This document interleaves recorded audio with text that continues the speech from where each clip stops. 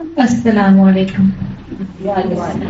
الحمد للہ رب العالمین والصلاة والسلام علی اشرف الانبیاء والمرسلین وعلی آلہ وصحبہ ومن استنى بسنته الى یوم الدین.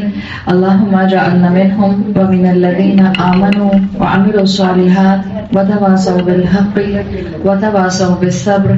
آمین یا رب العالمین. ثم اما بعد فاعوذ باللہ من الشیطان الرجیم. بسم اللہ الرحمن الرحیم. رب اشرح لی صدری ویسر لی امری واحلل عقدۃ من لسانی یفقہوا قولی. اللہم ثبتنا عند الموت بلا الہ الا اللہ.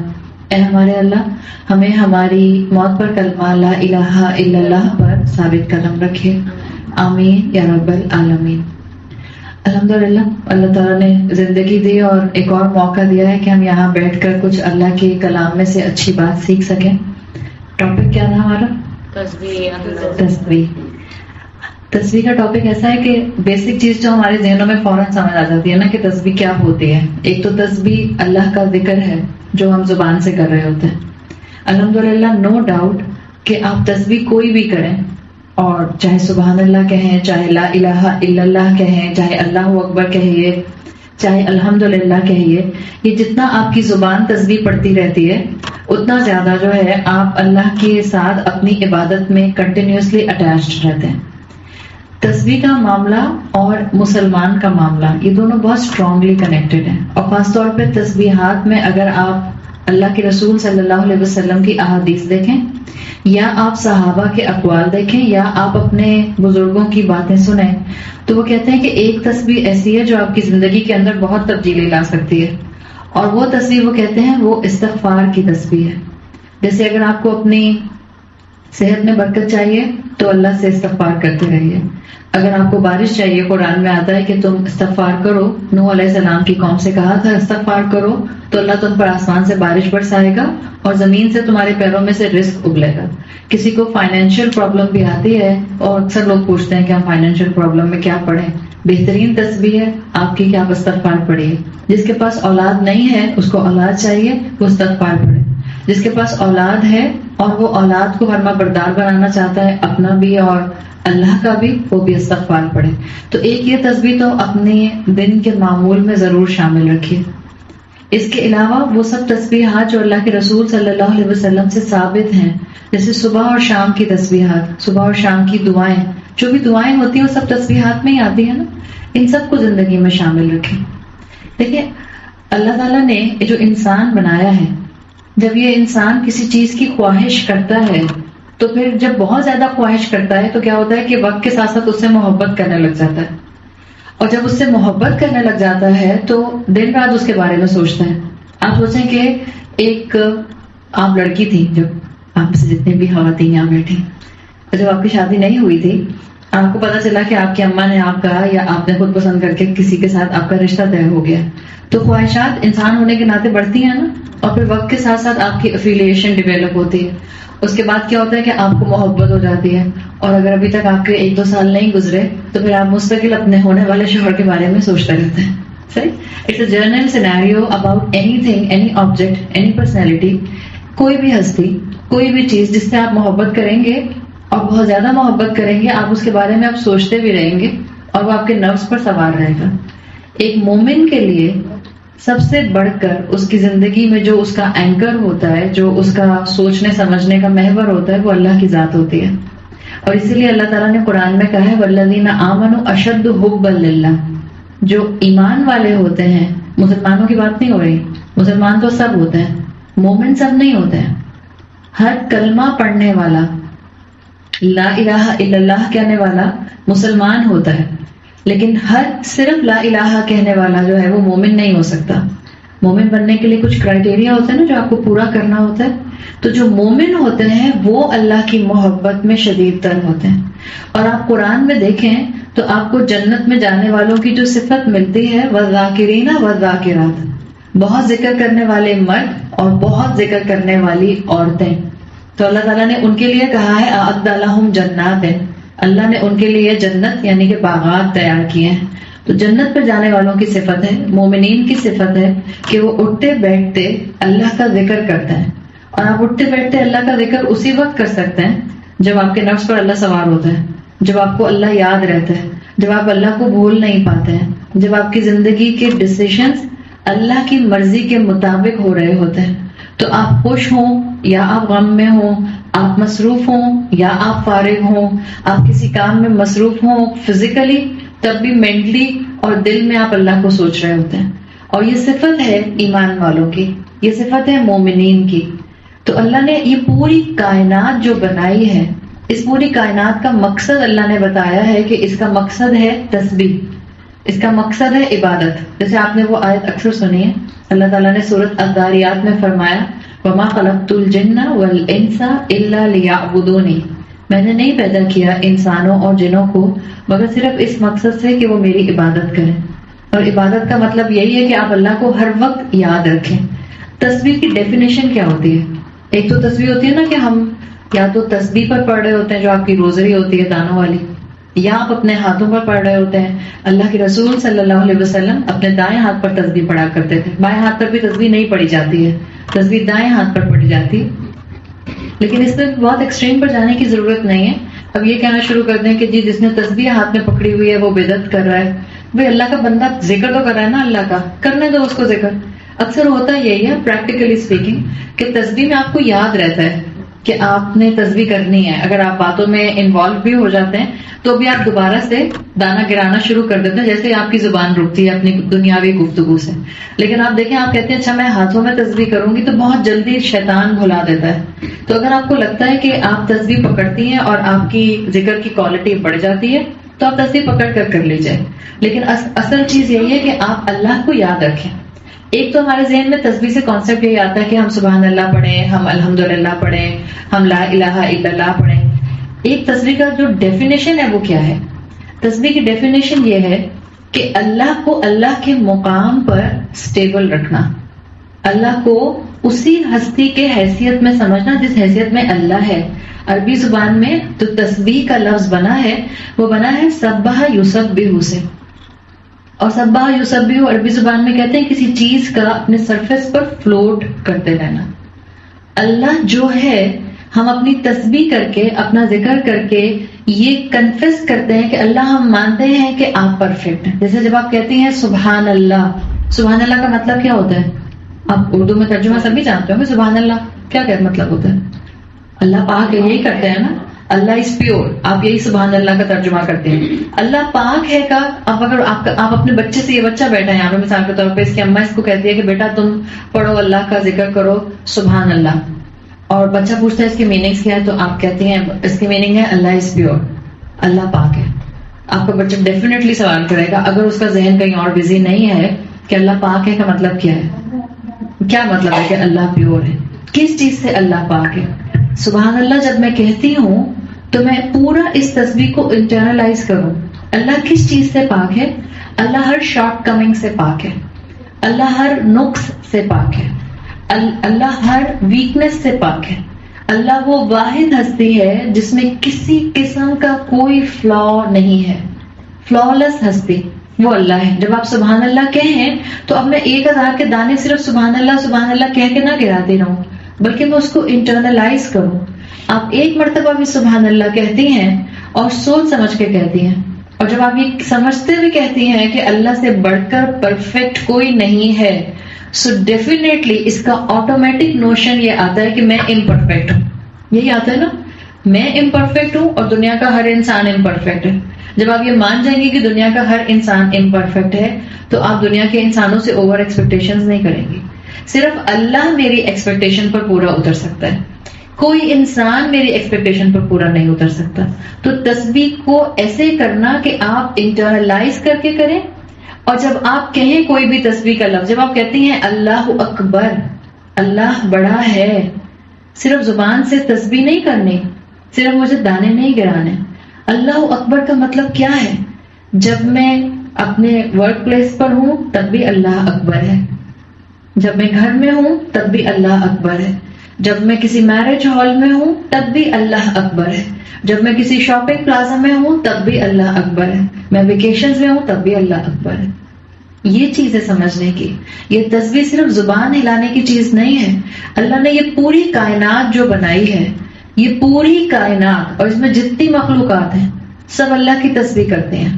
اللہ تعالیٰ نے سورہ بنی اسرائیل میں یہ بات فرمائی ہے کہ اللہ کی جو جتنی بھی مخلوقات ہیں، جتنا اللہ نے 7 آسمان اور زمینیں بنائی اور جتنی مخلوقات بنائی ہیں، وہ سب اللہ کی تسبیح کرتے ہیں.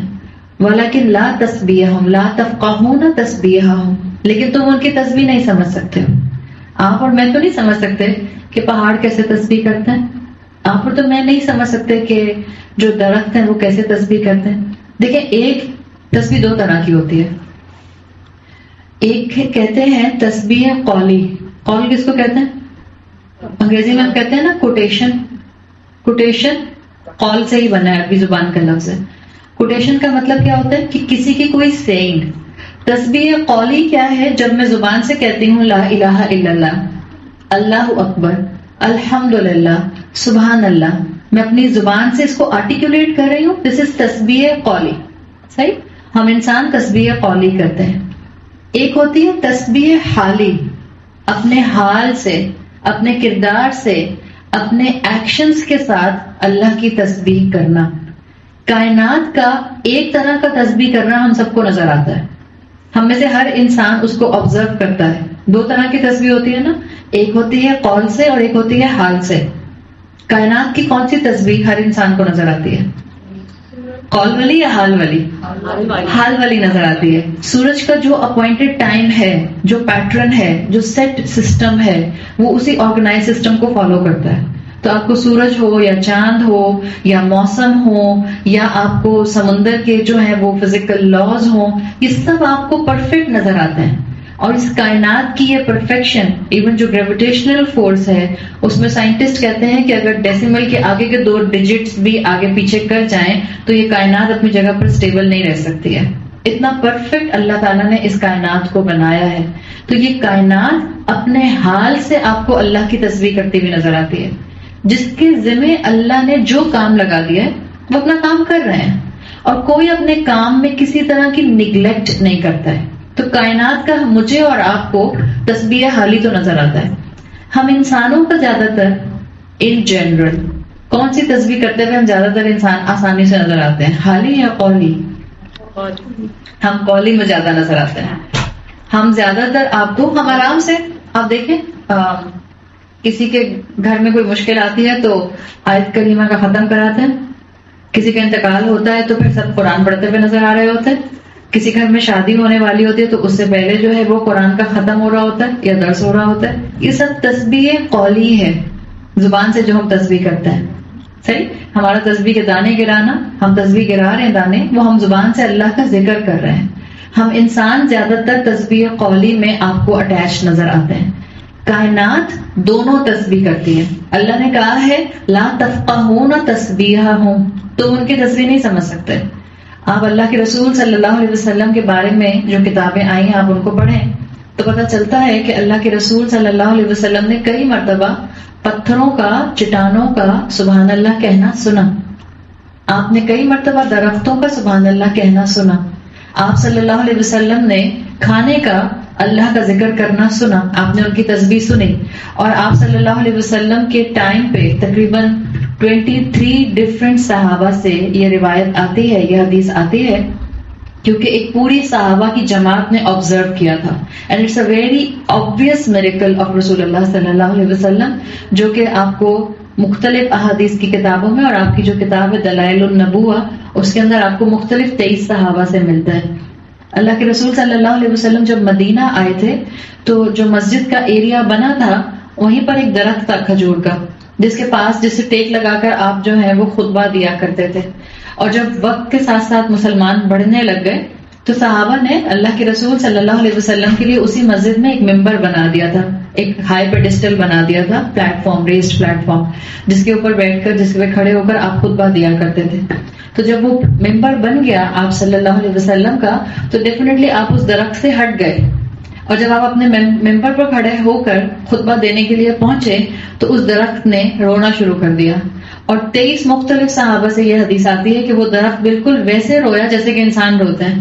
اتنا کہ اس کی ہچکیوں کی آواز آنا شروع ہو گئی.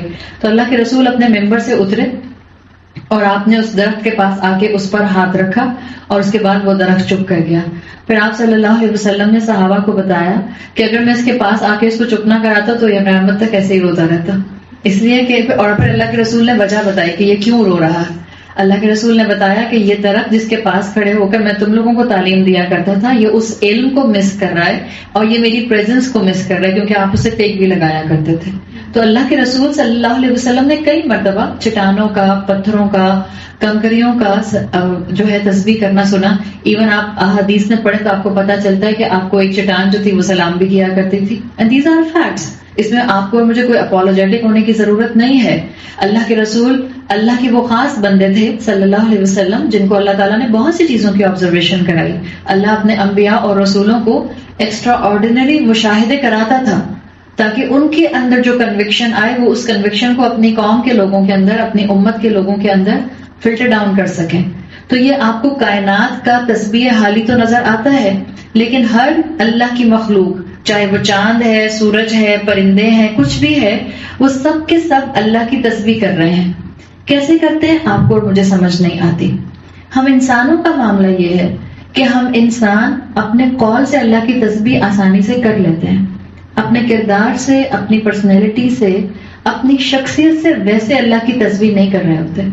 اللہ نے جو زبان مجھے اور آپ کو دی ہے، اللہ چاہتا ہے کہ جب میں اس زبان سے کہوں اللہ اکبر تو یہ تسبیح میرے دل تک ایبزارب ہو جائے، یہ میرے عمل میں ریفلیکٹ کرے. جو زبان تسبیح کرنے والی ہوتی ہے ممکن نہیں ہو سکتا کہ وہ اپنی زندگی میں ریگولیرٹی سے اللہ کی نافرمانی کرنے والی ہو، ممکن نہیں ہو سکتا. صحابہ کو دیکھیں، صحابہ کے لیے کیوں آتا ہے کہ صحابہ چلتے پھرتے قرآن ہوا کرتے تھے؟ اس لیے کہ وہ اپنی تسبیح کو انٹرنلائز کرتے تھے. ان کو معلوم ہوتا تھا کہ جب میں زبان سے کہہ رہا ہوں اللہ الحمدللہ، اللہ کا شکر کر رہا ہوں، تو مجھے کیسے اپنی نعمتوں میں اللہ کے شکر کو ریفلیکٹ کرنا ہے. ہم سب نے عبداللہ ابن مسعود رضی اللہ عنہ کا نام سنا ہے. بہت بڑے بڑے صحابہ کے اندر ان کا ایک نام آتا ہے، one of the main giant صحابہ، قرآن کے بہترین مفسر، اس لیے کہ آپ صلی اللہ علیہ وسلم سے ڈائریکٹ علم حاصل کیا اور پھر بہت سی احادیث جو ہیں وہ ان کے ساتھ آپ کو جو ہیں وہ مروی ملتی ہیں. عبداللہ ابن مسعود کے لیے آتا ہے اللہ کے رسول صلی اللہ علیہ وسلم کہا کرتے تھے کہ اگر کسی کو قرآن سننا ہے بالکل ایسے کہ جیسے وہ ابھی فریش نازل ہوا ہے تو وہ عبداللہ ابن مسعود کی تلاوت سن لے. اتنی خوبصورتی سے قرآن پڑھا کرتے تھے، تلاوت بہت اچھی تھی. لیکن اس کا ہرگز یہ مطلب نہیں ہے کہ صرف تلاوت اچھی تھی اور وہ عمل میں وہ چیز نظر نہیں آتی تھی. حضرت عبداللہ ابن مسعود کے لیے آتا ہے کہ یہ چلتے پھرتے قرآن تھے. ایک مرتبہ ایک قافلہ جو تھا مدینہ سے مکہ کی طرف جا رہا تھا. حضرت عمر کا دور تھا. حضرت عمر، ظاہر بات ہے حضرت عمر جو تھے وہ مدینہ سے باہر کسی کام سے اپنے ساتھیوں کے ساتھ نکلے ہوئے تھے. تو انہوں نے دیکھا کہ قافلہ جو ہے اس نے کیمپنگ کی ہوئی ہے، ٹریولنگ کرتے کرتے رک گئے. رات کا وقت تھا. اب رات کے وقت میں چہرے تو پتہ نہیں چلتا تھا نا کہ کس علاقے کے کس قبیلے کے لوگ ہیں. تو حضرت عمر نے ان لوگوں سے پوچھا کہ آپ لوگ کہاں سے آ رہے ہیں.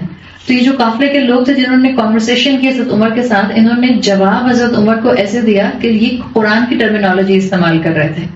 اپنی گفتگو میں بھی انہوں نے ٹرمینالوجی قرآن کی استعمال کی. حضرت عمر نے پوچھا آپ لوگ کہاں سے آ رہے ہیں؟ تو انہوں نے کہا ہم فجن عمیق سے آ رہے ہیں. فجن عمیق قرآن کی ٹرمینالوجی ہے، ڈیپ ویلی کے لیے آتا ہے. یعنی کا مطلب کیا تھا؟ ڈیپ ویلی یعنی ہم مدینہ سے آ رہے ہیں. حضرت عمر نے پوچھا آپ لوگ کہاں جا رہے ہیں؟ تو کہا کہ ہم بیت العتیق جا رہے ہیں. قرآن میں بیت العتیق کس کے لیے آیا ہے؟ خانہ کعبہ کے لیے آیا ہے. تو اس کا مطلب کیا تھا؟ مدینہ سے آئے ہیں اور مکہ جا رہے ہیں عمرہ کرنے کے لیے. تو جب حضرت عمر نے ان سے یہ گفتگو کی اور آپ نے محسوس کیا کہ یہ قرآن کی ٹرمینالوجی استعمال کر رہے ہیں، تو حضرت عمر نے اپنے ساتھیوں سے کہا کہ ان میں کوئی ہے جو ان کو قرآن سکھاتا ہے. تو حضرت عمر نے ان کو اور ٹیسٹ کرنے کے لیے کہ ان کو کتنا قرآن آتا ہے ان سے اور سوال کیا. حضرت عمر نے ان سے پوچھا کہ اچھا یہ بتائیے کہ قرآن میں سب سے زیادہ امید دلانے والی آیت کون سی ہے جو کہ گناہ گار سے گناہ گار انسان کو امید دلاتی ہے؟ تو انہوں نے سورہ زمر کی آیت پڑھی، قُلْ يَا عِبَادِيَ الَّذِينَ أَسْرَفُوا عَلَىٰ أَنفُسِهِمْ لَا تَقْنَطُوا مِن رَحْمَةِ اللَّهِ. اے وہ لوگوں جنہوں نے اپنی جانوں پر زیادتی کی ہے، اللہ کی رحمت سے کبھی نا امید نہ ہونا. إِنَّ اللَّهَ يَغْفِرُ الذُّنُوبَ جَمِيعًا، اللہ تمہارے سارے کے سارے گناہ معاف کر دے گا. پھر حضرت عمر نے پوچھا کہ قرآن کی سب سے عظیم آیت کون سی ہے؟ ای القرآن اعظم. تو انہوں نے کہا اللہ لا الہ الا هو الحی القیوم، جو آیت الکرسی کا پہلا جملہ ہے. اسی طرح حضرت عمر نے پوچھا کہ قرآن کی سب سے زیادہ عدل کی بات کرنے والی آیت کون سی ہے؟ تو ان لوگوں نے بتایا ان اللہ یأمرکم بالعدل والإحسان، اللہ تمہیں حکم دیتا ہے عدل اور احسان کا۔ حضرت عمر نے کہا ان میں واقعی کوئی انسان ہے جن کو قرآن سکھاتا ہے، اور حضرت عمر نے سوال کیا افیکم عبداللہ ابن مسعود، کیا تم لوگوں میں عبداللہ ابن مسعود ہیں؟ تو انہوں نے کہا جی ہاں، عبداللہ ابن مسعود ہی ہمارے اس وقت اس پورے کاروان کے جو ہیں وہ گائیڈ ہیں۔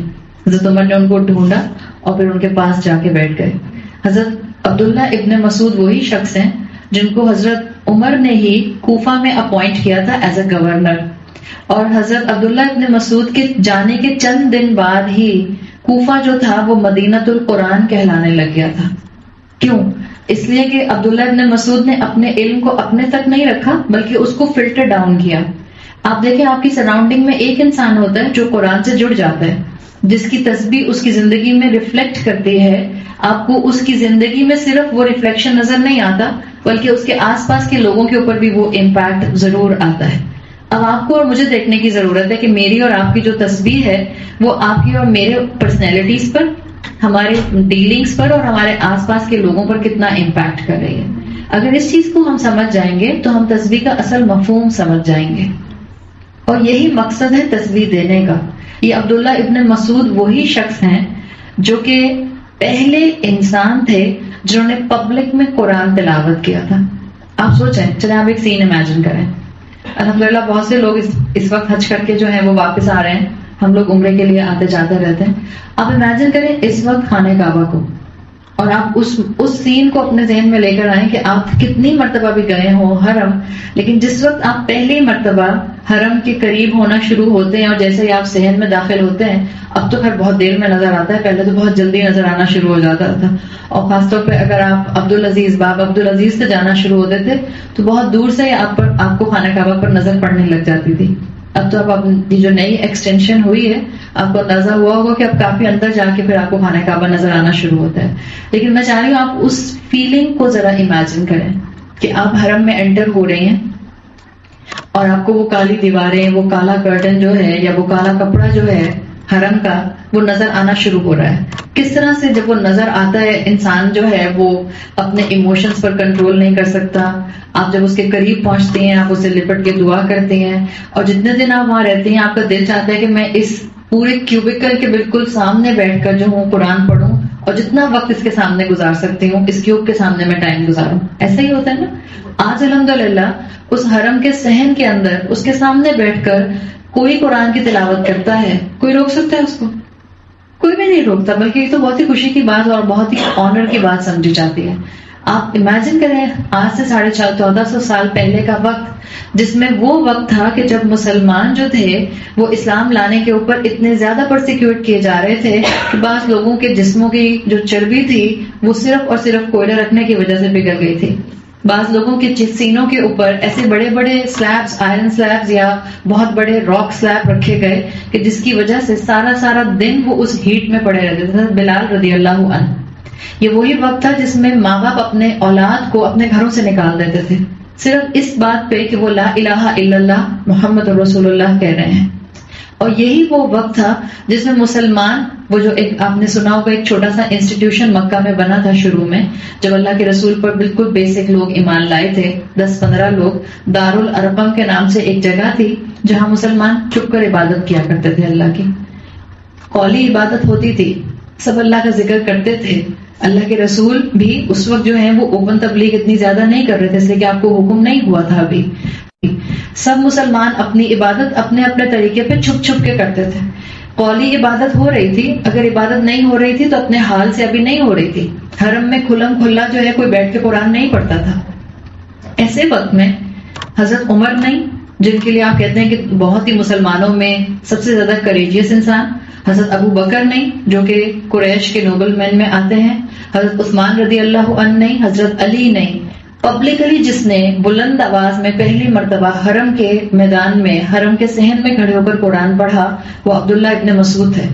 اور عبداللہ ابن مسعود حرم میں جاتے ہیں، اور اگر آپ لوگوں میں سے کسی نے سیرت پڑھی ہے اللہ کے رسول صلی اللہ علیہ وسلم کی بایوگرافی، تو آپ کو اندازہ ہوگا کہ وہ حرم کا جو پورا علاقہ تھا، خانہ کعبہ کے ارد گرد کا جو صحن کا ایریا تھا، خانہ کعبہ اس وقت ایسا تھا کہ اس کے اندر بھی اور اس کے باہر بھی بت ہی بت رکھے ہوئے تھے۔ ان سب کے جو جتنے بھی ان کے آئیڈلز ہوتے تھے، ہر قبیلے کا بت خانہ کعبہ کے یا تو اندر تھا یا اس کی سراؤنڈنگ میں رکھا ہوا تھا. اور یہ پورا باہر کا جو صحن تھا اس like a public park, main central public park, جس میں یہ دوپہر کے بعد جو ہے سارے کے سارے قریش کے جتنے بھی سردار ہوتے تھے اور جو میجورٹی لوگ ہوتے تھے وہ وہیں آ کر ایک طرح سے ہینگ آؤٹ کیا کرتے تھے. اس جگہ پر آ کر عبداللہ ابن مسعود کھڑے ہوتے ہیں اور بلند آواز میں سورہ رحمان کی تلاوت کرنا شروع کر دیتے ہیں. جب وہ سورہ رحمان کی تلاوت شروع کرتے ہیں، اور ساتھ ساتھ جو سیرت کی کتابوں میں آتا ہے کہ جب وہ سورہ رحمان کی تلاوت شروع کرتے ہیں تو ساتھ ساتھ ہاتھوں سے اشارے بھی کرنا شروع کرتے ہیں. ڈیبیٹر بچے نہیں ہوتے ہیں، جب وہ تلاوت کرتے، جب وہ بات کرتے ہیں تو ساتھ ساتھ اپنے ہاتھوں کے ایکسپریشن سے بھی کرتے ہیں. تو سورہ رحمان کی تلاوت شروع کرتے ہیں. شروع میں تو جو پاس لوگ سب بیٹھے ہوتے ہیں اپنی باتیں کر رہے ہوتے ہیں، وہ سمجھتے ہیں کہ شاید کوئی پوئٹری جو ہے وہ ہمیں سنانا چاہ رہا ہے. اس لیے کہ آپ نے یہ بات سنی ہوگی کہ جو عرب سے ان کی نیشنل پرائڈ ان کی پوئٹری تھی، کیونکہ ان کا جو لٹریچر تھا وہ بہت ہی کلائمیکس پر تھا. اس لیے کہ اور ان کا انٹریکشن دنیا سے کسی بھی ملک سے، کسی بھی امپائر سے نہیں تھا، تو لٹریچر میں بہت آگے تھے، پوئٹری بہت کیا کرتے تھے. تو جب شروع میں عبداللہ ابن مسعود نے سورہ رحمان کی تلاوت شروع کی تو وہ سمجھے کہ شاید شاعری کر رہا ہے، لیکن بعد میں ان کو ریئلائزیشن ہوئی کہ یہ تو قرآن پڑھ رہا ہے، یہ تو مسلمان ہو چکا ہے. تو جتنے بھی قریش کے وہاں سردار بیٹھے ہوئے تھے وہ سب جمپ ان کرتے ہیں عبداللہ ابن مسعود کے اوپر اور ان کے اوپر حملہ کر کے ان کو زمین پہ گرا دیتے ہیں. عبداللہ ابن مسعود کو اگر آپ جانتے ہو تو ایک طرف سمجھ لیں جو پرسنالٹی ہے حضرت عمر رضی اللہ عنہ کی، مور دین 6+ ہائٹ حضرت عمر کی آتی ہے. حضرت عمر اور ابو جہل دونوں کی ہائٹ تقریباً 6'2", 6'3" اس طرح کی ہائٹ تھی اور براڈ پرسنالٹی تھی، لمبے چوڑے. ان کے مقابلے میں عبداللہ ابن مسعود کی بہت شارٹ ہائٹ تھی. تو اللہ کے رسول حضرت عبداللہ ابن مسعود کو تسلی دینے کے لیے یہ بات بتایا کرتے تھے ان کی رینک کی وجہ سے، ان کے ایمان کی وجہ سے، کہ عبداللہ قیامت کے دن تمہاری ایک ایک جو ٹانگ ہوگی وہ عہد پہاڑ کے برابر ہوگی. اس لیے کہ ان کی ٹانگیں جو تھی وہ چھوٹی تھی، شارٹ ہائٹ کے تھے، تو قریش مذاق اڑاتے تھے. اب یہ آپ عبداللہ ابن مسعود کا سائز دیکھیں، شارٹ ہائٹ کے، اور سارے قریش کے سردار ان کے اوپر حملہ کر دیتے ہیں اس بات پہ کہ تمہیں کس نے اجازت دی کہ تم پبلک میں آ کر محمد کی کتاب کو پڑھنا شروع کر دو جو محمد نے خود لکھی ہے. اور اس کے بعد ابو جہل آتا ہے، اور ابو جہل کا اسٹیچر میں نے آپ کو بتا دیا حضرت عمر جیسا، اور وہ عبداللہ ابن مسعود کی کالر بون کے اوپر آ کے اپنا پاؤں رکھ دیتا ہے اور پاؤں سے عبداللہ ابن مسعود کے چہرے پر بھی مارتا ہے. اتنا ان کو مار پڑتی ہے عبداللہ ابن مسعود کو کہ یہ بے ہوش ہو جاتا ہے. اور عبداللہ ابن مسعود کے لیے آتا ہے کہ کوئی ان کی پیچھے ٹرائبل ایسوسیشن نہیں تھی، بہت زیادہ اسٹرانگ قبیلے سے ان کا تعلق نہیں تھا، لوئسٹ سوشیو اکنامک سرکل سے ان کا تعلق تھا. ایون اگر آپ اپنی اسلامک ٹریڈیشن کی ہسٹری کی کتابیں اٹھا کر بھی دیکھیں سو ہز مدر از ان نون، نام نہیں آتا ان کی ماں کا. تو کوئی پیچھے سے ٹرائبل ایسوسیشن اسٹرانگ نہیں تھی. اتنا مارا قریش کے سرداروں نے کہ بے ہوش ہو گئے. جو آس پاس کے تھوڑے بہت رشتہ دار تھے اور دوست تھے وہ اٹھا کر ان کو گھر لے گئے، اور جب ان کی مرہم پٹی کی اور ان کو جب ہوش آیا تو انہوں نے پوچھا کہ کیا ہوا تھا. تو دوست نے بتایا کہ آپ نے اس طرح سے وہاں پہ کھڑے ہو کر جو ہے پبلک میں قرآن پڑھنا شروع کر دیا تھا.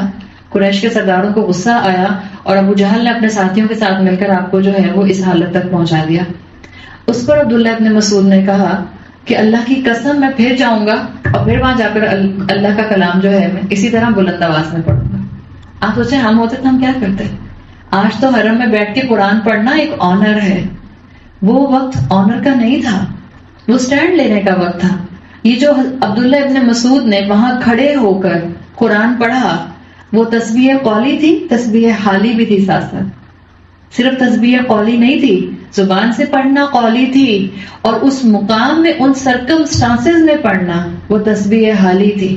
اور ایسے میں سٹینڈ صرف مومن لے سکتا ہے اور کوئی نہیں لے سکتا کہ جب چاروں طرف کوئی اللہ کی بات ماننے کے لیے تیار نہ ہو، آپ اور میں اللہ کی بات ماننے کے لیے تیار ہو جائیں. آپ جس معاشرے کا آپ اور میں حصہ ہیں، جس امت کا آپ اور میں حصہ ہیں، وہاں امت کی میجورٹی میں مسلمان تسبیحات کرنے میں بہت آگے ہیں. عید کے عید ہماری مسجدیں بھر بھی جاتی ہیں، رمضانوں میں بھی ہماری مسجدیں بھر جاتی ہیں. اس کے بعد رمضان کے بعد ہی آپ مسجدوں کا حال دیکھ لیا کیجیے. ایک عید کی نماز ہوتی ہے اور رائٹ آفٹر سیکنڈ ڈے شوال 2 تاریخ کو فجر کی نماز ہوتی ہے. کتنے لوگ ہوتے ہیں؟ جیسے عید کی نماز فرض ہے ایسے ہی فجر کی نماز تو ہر دن فرض ہے. کتنے لوگ پہنچتے ہیں عید کی نماز پڑھنے کے لیے؟ آج بھی ہماری میجورٹی نماز ہی نہیں پڑھتی ہے. اور میں میجورٹی بلا مبالغہ نہیں کہہ رہی, میں وداؤٹ ایگزیجریشن کہہ رہی ہوں. مسلمانوں کی 80% آبادی جو بہت پڑھ لکھ گئے ہیں, ہمارا انٹیلیجنسیا, وہ نمازیں نہیں پڑھتا. جو بہت نچلے طبقے ہیں وہ کہتے ہیں ہمارے پاس ٹائم ہی نہیں ہے نماز پڑھنے کا, ہم تو سارا دن روٹی کمانے میں لگے رہتے ہیں, کام کرنے میں لگے رہتے ہیں. اور جو بیچ کا کرائٹیریا ہے وہ کبھی پڑھتا ہے اور کبھی نہیں پڑھتا. بہت ہو گیا تو جمعے کے جمعے نماز پڑھ لی اور خطبہ سن لیا, اس کے بعد بھی گھر آ کے مولوی کو باتیں سناتے ہیں, کتنی لمبی دعا مانگی تھی, پریشان کر دیا. ہمارا یہ حال ہے. اور یہ ہمارے یہ میں آپ کو پڑھے لکھے لوگوں کے جملے بتا رہی ہوں. 5 وقت کی نماز تو بھول جائیں, جمعے کی جمعے نماز پڑھیں گے اور اس کے بعد آ کے آدھا گھنٹہ مولوی صاحب کی غیبت ہوتی رہتی ہے, اور مولوی صاحب کی غیبت کو ہم غیبت بھی نہیں سمجھتے ہیں. This is actually disheartening. یہ مسلمانوں کی حالت ہے. ہم کیسے تسبیح حالی کریں گے؟ ہم کہاں اسلام پر سٹینڈ لیں گے؟ ہم کیسے سنتوں کو زندہ کریں گے؟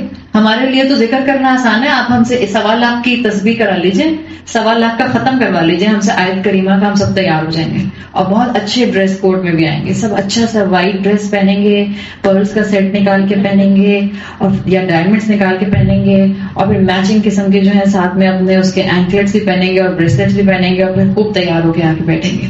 اور اس کے بعد 4 دانے گرائیں گے اور 28 باتیں کریں گے, پھر ان باتوں کے اندر ہمارے 28 دانے بھی گر جائیں گے.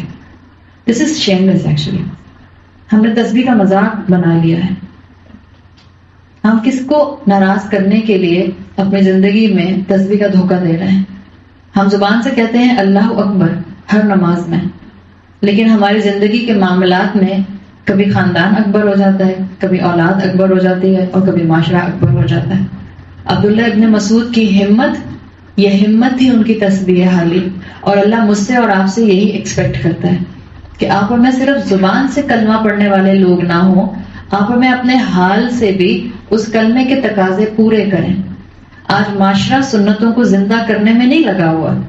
جو لوگ آج سنتوں کو زندہ کرنے میں لگ جائیں گے ان کا اجر بہت زیادہ ہے, بہت زیادہ ہے. آپ اور میں تو امیجن نہیں کر سکتے.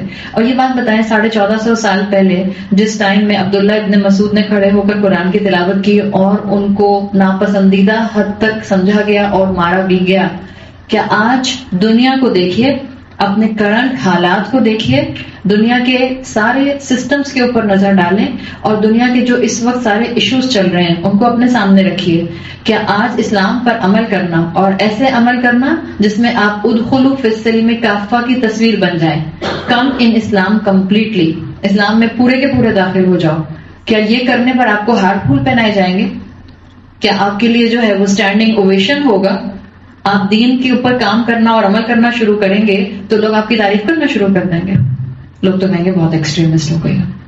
ارے بھائی اللہ اتنا بھی سخت تھوڑی ہے, اللہ یہ تھوڑی کہتا ہے دنیا بھی چلاؤ اور دین بھی چلاؤ. لوگ تو آپ کو یہ کہیں گے.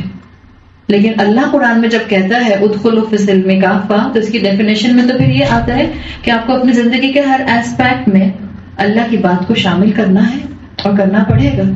تو یہ چیزیں ہیں جو مجھے اور آپ کو قرآن سے جڑ کر سمجھ آ سکتی ہیں.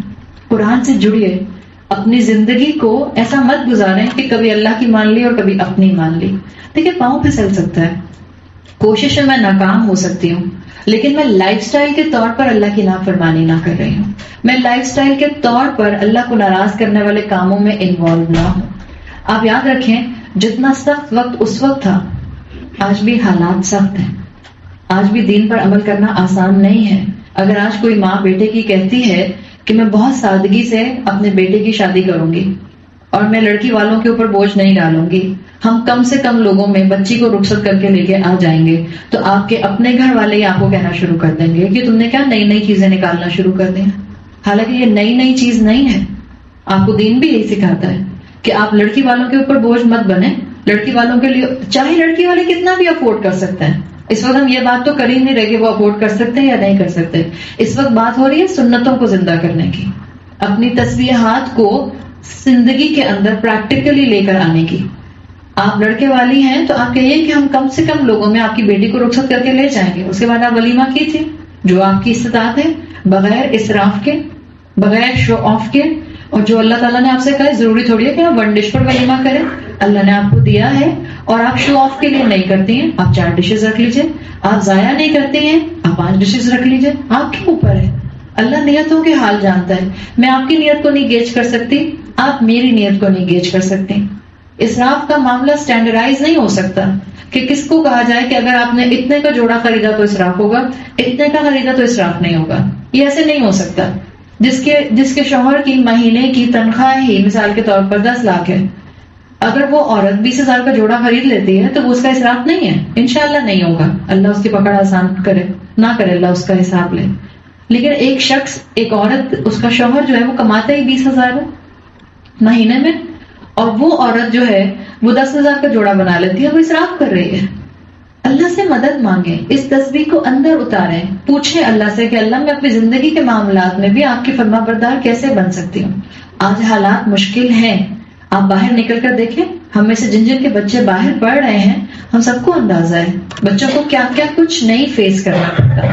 اور پھر اس کے بعد جب بچے یہاں سے جاتے ہیں, خاص طور پہ جب بچیاں جاتی ہیں اور اگر وہ یہاں سے حجاب کرتے ہوئے جاتی ہیں تو بہت سی ایسی جگہیں جہاں پہ وہ کہتی ہیں اور سوال پوچھتی ہیں کہ ہم اپنا حجاب اتار دیں, اس لیے کہ ہمارے حجاب کی وجہ سے ہمیں زیادہ بولی کیا جاتا ہے. یہ حالات آج مسلمانوں کے اوپر ہیں. جیسے حالات 1450 سال پہلے مشکل تھے دین پر عمل کرنا, آج بھی دین پر عمل کرنا آسان نہیں ہے. آج بھی دین کو اس کے ایسنس کے ساتھ اڈاپٹ کرنا آسان نہیں ہے, سخت آزمائش ہے. لیکن ایک چیز کو یاد رکھیے گا, جب اسلام کو دبانے کی کوشش کی گئی, جب مسلمانوں کو پیچھے پھینکنے کی یا ان کے اوپر وائلنس کرنے کی کوشش کی گئی, آپ تاریخ اٹھا کر دیکھ لیجئے, اسلام اتنی تیزی سے اور زیادہ اسلام دنیا کے سامنے آیا ہے اور ابھرا ہے. عبداللہ ابن مسعود کو دیکھ لیجئے, یا چاہیں تو آپ کئی اپنے اللہ کے رسول صلی اللہ علیہ وسلم کو دیکھ لیں. اللہ کے رسول نے مکہ کیوں چھوڑا تھا؟ اتنا پرسیکیوشن کیا, اتنا پریشان کیا کہ آخر اللہ کے رسول کو مدینہ چھوڑنا پڑ گیا. اور جب وہاں سے پرسیکیوشن کر کے ان کا وائلنس برداشت کر کے نکلے ہیں تو مدینہ میں عزت ملی اور اسٹیٹ پاور ملی یا نہیں ملی؟ بالکل ملی. آپ سوچیں, ایک واقعہ آتا ہے حضرت ابو بکر صدیق رضی اللہ عنہ کا. حضرت ابو بکر اسی مکہ کی تکالیف سے تنگ آ کے ایک موقع ایسا آیا مدینہ ہجرت کرنے سے پہلے مکی دور میں کہ حضرت ابو بکر نے فیصلہ کیا کہ وہ حبشہ چلے جائیں گے, ایبیسینیا. آپ کو معلوم ہوگا نا کہ مسلمانوں نے 2 مرتبہ مدینہ جانے سے پہلے ایبیسینیا حبشہ میں ہجرت کی تھی, اس لیے کہ جو وہاں کا کنگ تھا نجاشی, اس نے اللہ کی رحمت سے اسلام قبول کر لیا تھا.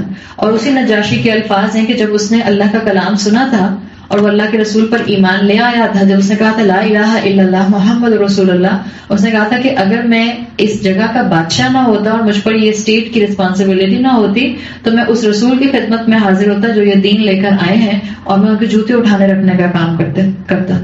نجاشی تھا نا. تو ایک وقت آیا کہ حضرت ابو بکر نے سوچا کہ میں یہ مکہ چھوڑ کے وہاں چلا جاتا ہوں حبشہ. جب وہ نکلے ایک قافلے کے ساتھ, جو قافلہ گیا تھا, تو راستے میں ہی, ابھی حبشہ نہیں پہنچے تھے, راستے میں ان کو ایک اور قبیلے کا سردار ملا جو کہ مکہ کے باہر کے علاقے کا کوئی قبیلہ تھا لیکن اپنے علاقے کا سردار تھا. اس نے جب حضرت ابو بکر کو دیکھا اور مسلمانوں کے ساتھ, تو پوچھا کہ آپ لوگ کہاں جا رہے ہیں؟ حضرت ابو بکر نے, آپ دیکھیں مسلمان کا رویہ کیسا ہوتا ہے. مسلمان کمپلیننگ ایٹیٹیوڈ والا نہیں ہوتا, مسلمان آپٹمسٹک اپروچ والا ہوتا ہے. اور مسلمان ہر وقت یہ نہیں کہتا کہ جہاں اس پر مشکل آتی ہے وہ کہتا ہے کہ جو ہم مسلمانوں کا حال ہے. جہاں کسی مسلمان پر مشکل آتی ہے ہم کہتے ہیں یہ اس کی کانسپریسی اور یہ اس کی پلاننگ ہے اور یہ اس کی پلاننگ ہے. حضرت ابو بکر نے یہ نہیں کہا کہ مکے والوں کے ظلم کی وجہ سے چھوڑ کر جا رہا ہوں, حالانکہ جا اسی لیے رہے تھے. حضرت ابو بکر نے کہا میرے اللہ نے قرآن میں کہا ہے فسیحوا فی الارض, زمین میں گھومو پھرو, تو میں جا رہا ہوں جہاں مجھے اللہ کی عبادت کا آسانی سے موقع مل جائے گا, میں وہاں اپنے رب کی عبادت کروں گا. آپ حضرت ابو بکر کے بارے میں جانتے ہوں گے کہ بہت بڑے بزنس مین تھے مکہ کے, اور یہ جو سردار ان کو ملا تھا حضرت ابو بکر کا, یہ ان کا ایک طرح سے پارٹنر بھی تھا, مل کر ٹریڈ کرتے تھے دونوں. ابن دغینہ اس کا نام آتا ہے. اس کو کیونکہ یہ فیل ہوا کہ میرا ایک پارٹنر جا رہا ہے یہاں سے, تو اس نے حضرت ابو بکر سے کہا کہ آپ تو ایسی پرسنالٹی ہیں مکہ کی کہ جو مکہ کے لیے بہت ہی فائدہ مند ہے. اس لیے کہ حضرت ابو بکر اسلام لانے سے پہلے سے معاشرے کے لیے بہت ہی فائدہ مند انسان تھے. غریبوں کی مدد کیا کرتے تھے, غلاموں کو جنرلی آزاد کر دیا کرتے تھے, جو وہاں کے معاشرے کے جو پسے ہوئے لوگ ہوتے تھے ان کی اپلفٹنگ کا کام کیا کرتے تھے, سوشل ریفارمز کیا کرتے تھے.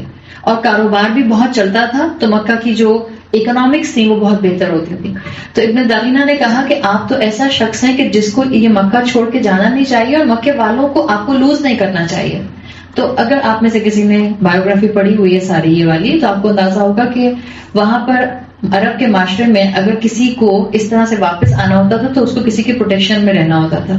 تو ابن دغینہ نے کہا کہ میں آپ کو اپنی پروٹیکشن دیتا ہوں، آپ مکہ واپس آئیے اور اپنے گھر میں جا کے رہیے اور میری پروٹیکشن میں آپ ہوں گے. یعنی جب تک یہ ان کی پروٹیکشن میں رہیں گے ابو بکر، کوئی ابو بکر کے اوپر ہاتھ نہیں اٹھا سکتا، کوئی جو ہے وہ ان کو نقصان نہیں پہنچا سکتا. ابو بکر واپس آ گئے. ابن دغینہ اگین وہ حرم میں آیا اور اس نے وہاں پر اناؤنس کر دیا جہاں پر سارے قریش کے لوگ موجود تھے. اس نے کہا کہ یہ ابو بکر آج سے جو ہیں یہ میری پروٹیکشن میں ہیں اور کوئی ان کو نقصان نہیں پہنچائے گا. قریش کے سرداروں نے کہا کہ ایک کنڈیشن پر ہم ابو بکر کو اجازت دیں گے مکہ میں رہنے کی. وہ کنڈیشن یہ ہوگی کہ اب یہ پبلک میں اللہ کی عبادت نہیں کریں گے اور یہ پبلک میں قرآن نہیں پڑھیں گے. حضرت ابو بکر کی آواز میں بہت ردھم تھا. جب قرآن پڑھا کرتے تھے تو لوگ سننے خود بخود آ کے بیٹھ جایا کرتے تھے. جیسے جن لوگوں کے اندر کسی قسم کی ہیٹریٹ نہیں ہوتی، جن کو آپ کہتے ہیں نا کہ بہت ہی سافٹ ہارٹیڈ ہوتے ہیں، نیچرلی انسان دین کی طرف، قرآن کی طرف انکلائنڈ ہوتا ہے اگر اس کے دل پر پردے نہیں پڑے ہوئے. تو جب ابو بکر تلاوت کیا کرتے تھے تو جن کے کوئی اٹیریل موٹیوز نہیں ہوتے تھے وہ لوگ آٹومیٹکلی آ کے اللہ کا کلام سننے کے لیے بیٹھ جایا کرتے تھے. اس لیے کہ جب انسان کا دل صاف ہوتا ہے تو اللہ کا کلام سن کے رونا آتا ہے، آنسو بہتے ہیں، اپنی کسی غلطی کو انسان خود بخود یاد کرنے لگ جاتا ہے. تو ابو بکر کا انداز یہی تھا. تو قریش کے سرداروں نے کہا کہ ابو بکر صرف مکہ اس کنڈیشن پہ رہیں گے کہ یہ پبلک میں قرآن نہیں پڑھیں گے، پبلک میں آ کر کوئی عبادت نہیں کریں گے. ابن دغینہ نے کہا ٹھیک ہے، یہ نہیں کریں گے. حضرت ابو بکر نے کیا کیا کہ اپنے گھر جب آئے تو کچھ ہی دنوں میں اپنے گھر کی دیواریں انہوں نے گرا دی. ایک صحن بنا ہوا تھا، اس صحن کی دیواریں انہوں نے گرا دی اور اس صحن میں بیٹھ کر قرآن پڑھا کرتے تھے. اور آپ امیجن کریں گے ہمارا کراچی شہر تو ہمارے دماغ میں بھی نہیں آتا نا، اتنا شور ہے، باہر آپ نکل جائیں، کبھی آپ اگر غلطی سے چلتی ہوئی سڑک کے اوپر اپنی گاڑی کے شیشے نیچے کر دیں تو اس وقت آپ کو ریئلائزیشن ہوتی ہے کہ یا اللہ باہر سڑک پر کتنا شور ہے، ورنہ گاڑی میں آپ کو نہیں پتہ چل رہا ہوتا نا. تو وہ جو ٹائم تھا، ایک چھوٹی سی کمیونٹی تھی مکہ، کوئی بہت بڑی کمیونٹی نہیں تھی اور نہ کوئی ٹریفک تھا، نہ کوئی فیکٹری تھی، خاموشی ہوتی تھی. اور آپ سوچیں اس خاموشی میں ایک انسان قرآن کی تلاوت کر رہا ہے اور اونچی آواز میں تلاوت کر رہا ہے تو جو آس پاس کے لوگ، اور گھر بھی ہمارے جیسے تو نہیں ہوتے تھے، شیشے لگے ہوئے ہیں اور دروازے ہیں اور لکڑی کے دروازے، کچھ بھی نہیں، کپڑے کے پردے لٹک رہے ہوتے تھے، مٹی کی دیواریں ہوتی تھیں، مٹ کی دیواریں ہوتی تھیں. تو حضرت ابو بکر نے جب اپنے گھر کی دیواروں کو، اپنے صحن کی دیواروں کو ہٹا دیا اور صحن میں بیٹھ کے یہ اپنا اللہ کا کلام جتنا قرآن نازل ہوا تھا یہ پڑھا کرتے تھے، تو وہ لوگ جن کے کوئی اٹیریل موٹیوز نہیں تھے وہ آٹومیٹکلی پاس آ کے بیٹھ جایا کرتے تھے. بعض اسکالرز لکھتے ہیں کہ ٹیکنیکلی اسپیکنگ جو پہلی مسجد بنی ہے اسلام میں اللہ کے رسول صلی اللہ علیہ وسلم پر وحی آنے کے بعد، وہ اصل میں یہ حضرت ابو بکر کا گھر ہی تھا، اس لیے کہ ایک صحن کی دیواریں ہٹ گئی تھی تو یہیں بیٹھ کر وہ عبادت کیا کرتے تھے اور اسی میں کھڑے ہو کر نماز پڑھا کرتے تھے. تو جو بچے اور عورتیں ہوتے تھے وہ بیٹھ کر قرآن سنا کرتے تھے اور جب قرآن دل پر اثر کرتا تھا تو وہ مسلمان ہونے لگ گئے. قریش کو سخت تکلیف ہوئی. قریش نے کہا ابن دغینہ کو بلا کر کہ یا تو ابو بکر کو روکو کہ وہ اپنے گھر میں بھی اب بیٹھ کر تلاوت نہیں کر سکتا، یا تم اپنی پروٹیکشن ہٹا دو اس کے اوپر سے. وہ آیا واپس ابن دغینہ، اس نے ابو بکر سے کہا کہ حضرت ابو بکر سے کہ اب میں آپ کی اور حفاظت نہیں کر سکتا، یا تو آپ قرآن پڑھنا چھوڑ دیجئے یا میں اپنی پروٹیکشن ہٹا لیتا ہوں. گیس حضرت ابو بکر نے کیا کہا؟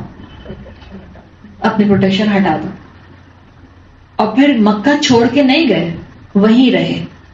یہ کیا تھا حضرت ابو بکر کا عمل؟ تسبیح قولی کے ساتھ ساتھ تسبیح حالی بھی تھا.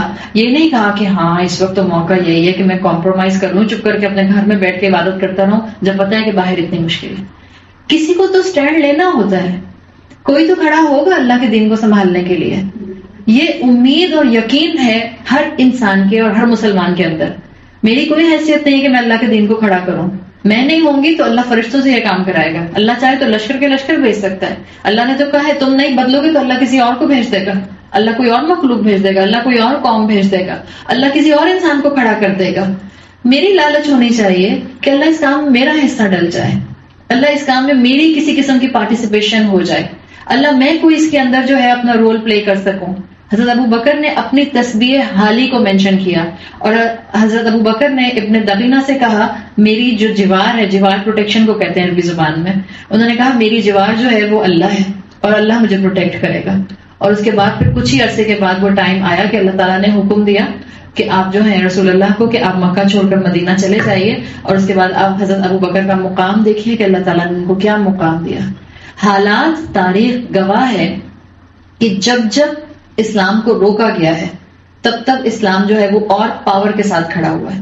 اور آج بھی اسلام کے اوپر بہت سخت وقت ہے. آج بھی اسلام کی شکل جو ہے وہ صحیح طرح سے مسلمانوں کو خود نظر نہیں آ رہی ہے، اس لیے کہ عمل کرنے والے نظر نہیں آ رہے. ہم نے دین کے کوئی نہ کوئی اینگل جو ٹکڑے پکڑ کے رکھے ہوئے ہیں. ہمیں ضرورت ہے اس مکمل مسلمان بننے کی، اپنی زندگی میں اور اپنی زندگی سے باہر اسلام کو لانے کی، اپنے گھروں میں اور اپنے گھر کے باہر اسلام کو ڈیولپ کرنے کی. اور یہ کام علم کے بغیر نہیں ہوتا. تسبیح زبان کرتی ہے لیکن اپنے کردار کی تسبیح کو زندہ کرنے والے بنیے، اپنے کردار کو اللہ کی عبادت کے اندر انوالو کرنے والے بنیے. عبادت صرف جائے نماز کی چوڑائی پر نہیں ہوتی، عبادت تو گھر سے باہر کاروبار میں بھی ہوتی ہے، عبادت تو یونیورسٹی میں بھی ہوتی ہے، عبادت تو بازار میں بھی ہوتی ہے، عبادت تو میرج ہال میں بھی ہوتی ہے. ہر معاملے کو عبادت بنایا جا سکتا ہے، چاہے آپ کی ورک پلیس ہے، چاہے آپ کا گھر ہے یا آپ کا کاروبار ہے، کوئی بھی چیز ہے. یاد رکھیں یہ میسج ہمیشہ زندہ رہے گا، آپ اور میں زندہ رہیں یا نہ رہیں. آپ نے میلکم ایکس کا نام سنا ہوگا نا، مارٹن لوتھر کنگ جونیئر، آپ نے اس کا نام بھی سنا ہوگا، جن کو ایک کو 39 ایئر میں اسیسینیٹ کیا گیا اور ایک کو 38 ایئر میں اسیسینیٹ کیا گیا.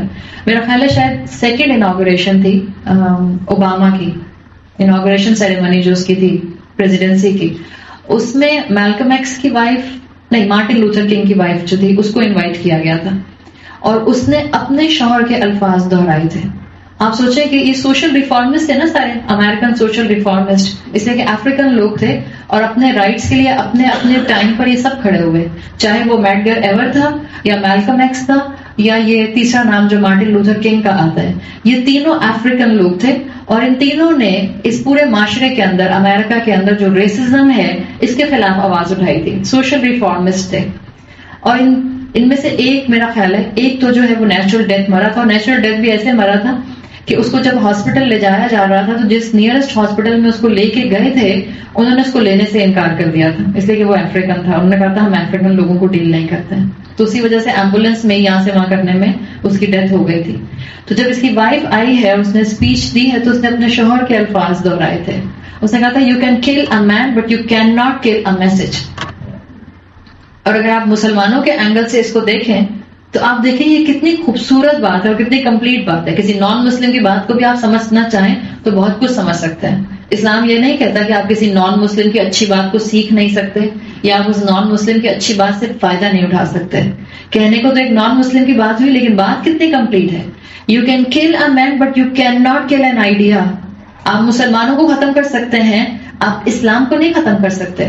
آپ مسلمانوں کے اوپر جو ہے وائلنس کر سکتے ہیں. اور یاد رکھیں مسلمانوں پر وائلنس نان مسلم صرف اس وقت کرتے ہیں جب وہ اپنے انٹلیکچوئل سائڈ سے مسلمانوں کو بیٹ نہیں کر سکتے، مسلمانوں کو ڈیفیٹ نہیں کر سکتے. اس کے بعد پھر اگلا ہتھیار ان کا یہی ہوتا ہے کہ یا وہ سیکشل یا ان کو فزیکل ابیوز کرتے ہیں یا وہ ان کو وربل ابیوز کرتے ہیں. یہی پرابلم رہا ہے شروع سے اور آج بھی یہی ہوتا ہے. لیکن یاد رکھیں اور یقین رکھیں یہ کام، یہ دین، یہ کلام، یہ میسج اللہ کا ہے اور اس کی پروٹیکشن کون کر رہا ہے؟ اللہ کر رہا ہے. جب اللہ اپنے قرآن کی حفاظت کر رہا ہے تو وہ جو قرآن کو اٹھانے والے ہیں، آپ کا کیا خیال ہے اللہ ان کی حفاظت نہیں کرے گا؟ آپ قرآن کو اور قرآن کی تسبیحات کو اور قرآن کے معاملات کو اپنی زندگی میں لے کر آئیں گی، آپ کا کیا خیال ہے اللہ آپ کو نئی حفاظت میں لے کر آئے گا اپنی؟ جو اللہ کے کاموں میں لگ جائے گا اللہ اس کے کاموں میں لگ جائے گا. جو اللہ کے کلام کو اور اللہ کے دین کو اپنانے میں لگ جائے گا اللہ اس کے راستے آسان کرنے لگ جائے گا. ہماری دنیا کے کاموں میں ہم اکثر پریشان رہتے ہیں کہ کبھی یہ مسئلہ سالو کرو تو دوسرا مسئلہ الجھ جاتا ہے، ایک سالو کرو تو تیسرا الجھ جاتا ہے. آپ اللہ کے کاموں میں لگ کر دیکھیں، آپ اللہ کے دین کے ساتھ اٹیچ ہو کے دیکھیں آپ کی دنیا میں کیسے اللہ تعالیٰ آپ کو ایک ذہنی سکون دیتا ہے. آپ تھکیں گی، آپ کبھی کبھی پریشان بھی ہو جائیں گی، آپ فزیکلی جو ہے وہ کبھی کبھی جو ہے ہو سکتا ہے اوور ایگزرشن کا شکار بھی ہو جائیں، لیکن رات میں نیند آپ کو پرسکون آئے گی اگر آپ کا دل صاف ہوگا، اگر آپ میں اخلاص ہوگی. اور اللہ اس اخلاص کے پروسیس سے گزارتا ہے. آپ نے فتنے کا لفظ سنا ہے نا؟ آج کل تو ہر کوئی انسان کہتا ہے بڑا فتنوں کا دور ہے. کیا مطلب فتنوں کا دور ہے؟ میں نے ابھی کہا نا حضرت ابو بکر والا انداز اپنانے کی ضرورت ہے کہ be optimistic in every situation. مسلمان جو ہوتا ہے اس کی ایک خوبی ہوتی ہے، خاص طور پہ مومن کی خوبی، کہ وہ مشکل حالات کو بھی اپرچونٹی میں کنورٹ کر لیتا ہے. اگر یہ آپ کی طبیعت اور یہ آپ کی نیچر بن جاتی ہے کہ آپ مشکلات کو بھی اپرچونٹیز میں کنورٹ کرنے والی بن گئی ہیں، تو انشاءاللہ آپ اپنی زندگی میں کبھی بھی اللہ سے بدگمان نہیں ہوں گے. سخت حالات کو اپرچونٹی میں کنورٹ کر لیں. جس کی زندگی میں جو پرابلم ہے، جو ایشو ہے، جو پریشانی ہے، سمجھے اللہ نے آپ کو ایک اپرچونٹی دی ہے. یہ جو ہم سنتے ہیں نا یہ فتنوں کا دور ہے، اصل میں فتنہ لفظ جو ہے وہ عربی زبان کے ایک ٹرمینالوجی سے بنا جس کو کہتے ہیں فتن. فتن کہتے ہیں میٹل کو میلٹ کیا جاتا ہے تاکہ اس میں سے امپیورٹیز کو الگ کر دیں، اور جو پیور میٹل ہوتا ہے وہ ایک طرف ہو جاتا ہے. فتنہ ایسے حالات کو کہتے ہیں کہ جس میں اللہ تعالیٰ مشکل ڈالتا ہے. ظاہر بات ہے آئرن یا کوئی بھی میٹل کب میلٹ ہوگا جب آپ اس کو ہیٹ دیں گے. تو اللہ حالات میں کبھی کبھی سختی لے کر آتا ہے تاکہ اللہ امپیورٹی کو الگ کر دے. جو صرف اسپیکٹیٹرز ہیں، صرف دیکھنے والے تماشائی ہیں، اللہ ان کو ایک طرف کر دے، اور جو پلیئرز ہیں، جو واقعی کھیل رہے ہیں، جو واقعی محنت کر رہے ہیں، جو واقعی عمل کر رہے ہیں، اللہ ان کو ایک طرف کر دے. یہ سارا معاملہ، یہ جو آج فتنوں کا دور ہے، یہ صرف کہنے کی حد تک، یہ کہہ کے میں اور آپ فارغ نہیں ہو سکتے کہ ہاں بھائی بڑا فتنے کا دور ہے، چلو بھائی لگ گئے بیک ٹو اسکوائر ون اپنی زندگی میں. اگر یہ فتنے کا دور ہے so it's a time to show your Muslim identity، تاکہ آپ کا اخلاص نظر آئے، تاکہ امپیورٹیز جب الگ ہو رہی ہوں، جب مسلمانوں کے پورے معاشرے میں سے مسلمان میں مومن اور منافق کی کلاسیفیکیشن ہو رہی ہو، تو میں یہ سوچ لوں کہ میں کس کلاسیفیکیشن میں آنا چاہتی ہوں، مومن کی یا منافق کی. اللہ آزما رہا ہے، اور اخلاص جو ہوتا ہے یہ انسان کو جنت تک لے کر جاتا ہے. اللہ کے رسول صلی اللہ علیہ وسلم کی حدیث کا مفہوم آتا ہے کہ ایک مرتبہ آپ نے صحابہ سے فرمایا، اور آپ ذرا ذہن میں رکھیں صحابہ کی مشکلات. ابھی میں نے عبداللہ ابن مسعود کی مشکلات کے سامنے رکھی، ابو بکر کی مشکل آپ کے سامنے رکھی، اور ایسے کئی آپ کے سامنے واقعات ہیں. آپ صلی اللہ علیہ وسلم نے صحابہ سے فرمایا کہ تمہارے بعد وہ سخت ترین دن آنے والے ہیں جس میں تمہارے بھائی، تمہارے مسلمان بھائی جب عمل کریں گے تو ان کا مسلمان بننا یا ان کا ایمان پر قائم رہنا بالکل ایسا ہوگا جیسے انہوں نے برننگ کول، جلتا ہوا انگارہ اپنے ہاتھ میں لیا ہوگا. اس کا مطلب ہے کہ اللہ کے رسول یہ بتا کے گئے ہیں کہ جو مشکل صحابہ پر آئی ہوئی تھی وہ بعد کے دور کے مسلمانوں پر بھی آنے والی ہے. یہ اللہ کے رسول بتا کر گئے ہیں. اور اللہ کے رسول نے یہ بات جب بتائی تو صحابہ نے پوچھا کہ یا رسول اللہ، ان کے اوپر جو مشکلات آئیں گی ان میں وہ کیسے بچیں گے؟ اللہ کے رسول نے فرمایا اخلاص کے ذریعے. جو اخلاص پر قائم رہے گا، جو فتنوں میں کامیاب ہو جائے گا، جو اپنی مسلم آئیڈینٹی پر امبیرس نہیں ہوگا.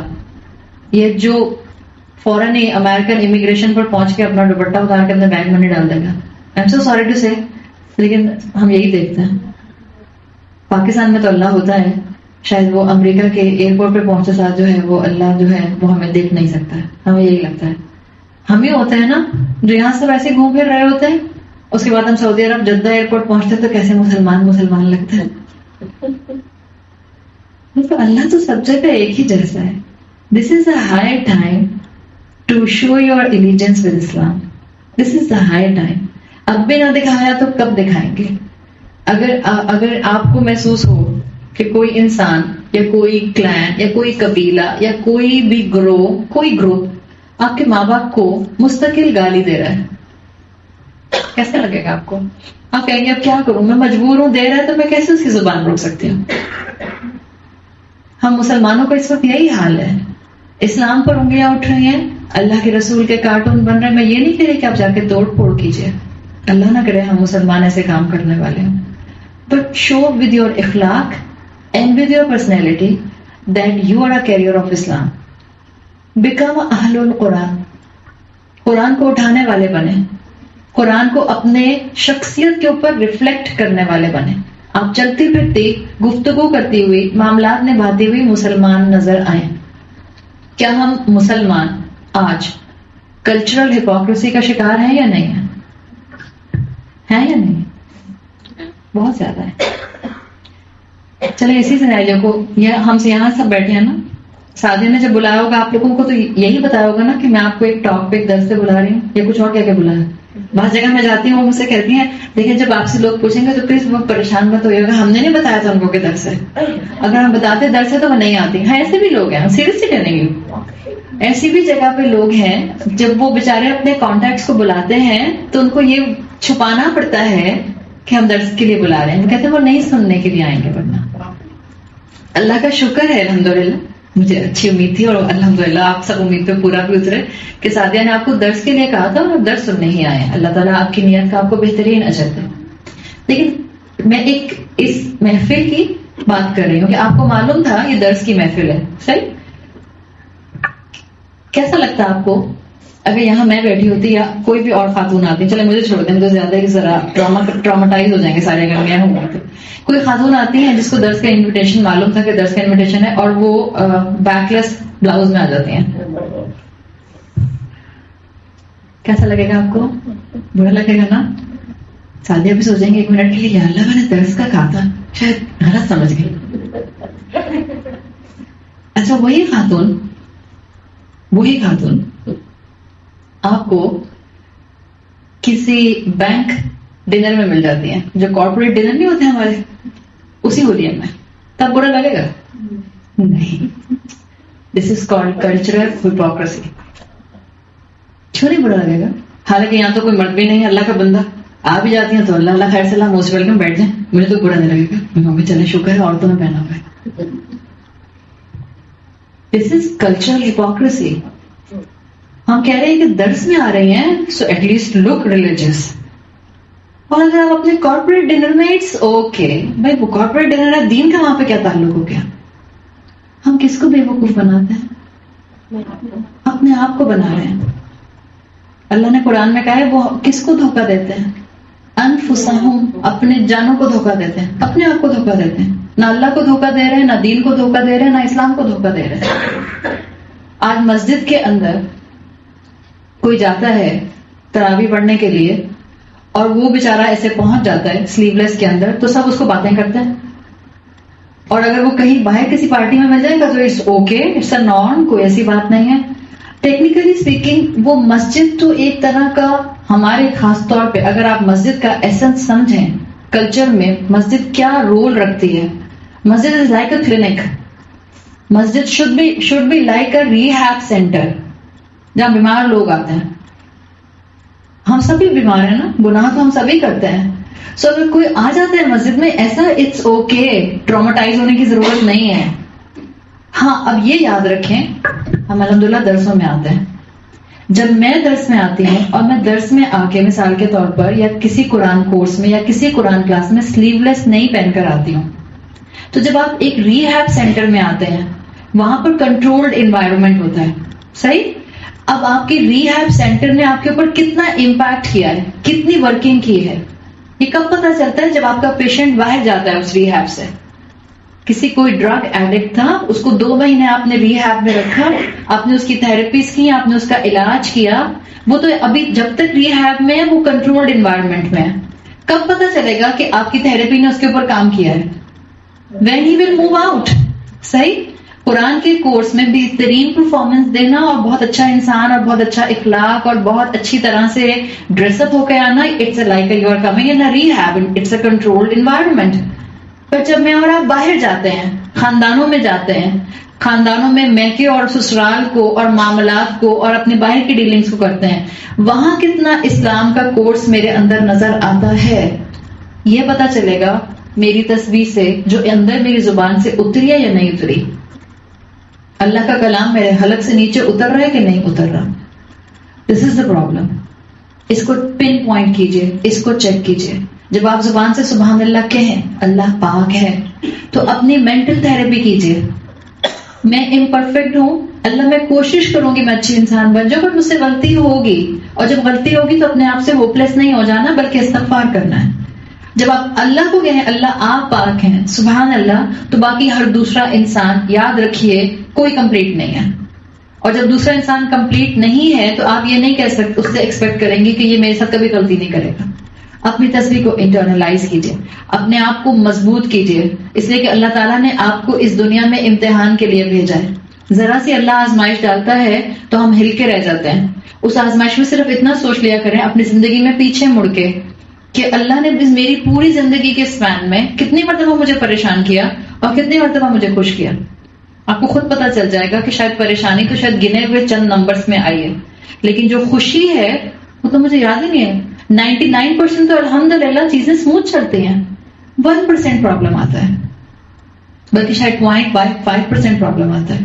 اللہ آزماتا ہے اور اللہ آزمائے گا, اور اس آزمائش کا اجر بہت زیادہ ہے. جب اللہ کے رسول نے اپنے صحابہ کو بتایا تھا کہ ایک وقت آئے گا کہ جب حالات اتنے تنگ ہوں گے کہ مسلمان بننا, ایمان پر قائم رہنا ہاتھ میں برننگ کول لینے کے برابر ہوگا, تو اللہ کے رسول نے بتایا تھا کہ جو اس وقت اسلام پر جم جائے گا اس کا اجر 50 کے برابر ہوگا.